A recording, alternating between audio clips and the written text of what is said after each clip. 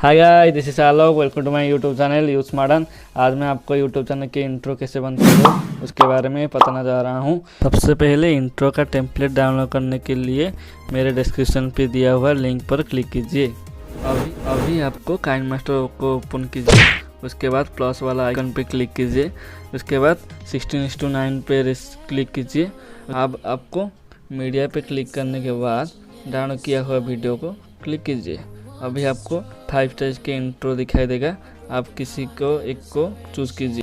Suppose मैं 3 number का intro का चूज़ किया। उसके बाद सीजर वाला आइकन के क्लिक करने वाले कट करना है। उसके बाद चूज़ किया हुआ इंट्रो का एंड पोजीशन को कट कीजिए। अभी मुझे फॉलो करते हुए आगे बढ़िए। फिर लेयर वाला ऑप्शन पर क्लिक करें। टेक्स्ट में जाके आपको चैनल का नेम लिखिए।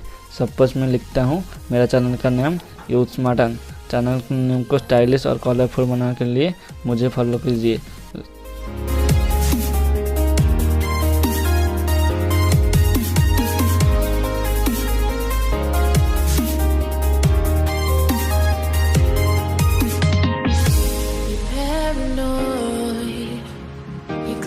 Love that you never started. You once destroyed a broken heart that was already shattered. Holding on to what we have to take us to the edge and back. Holding on to what we have to take us to the edge and back. अभी यहाँ पे click करके export कर देना है। ठीक है।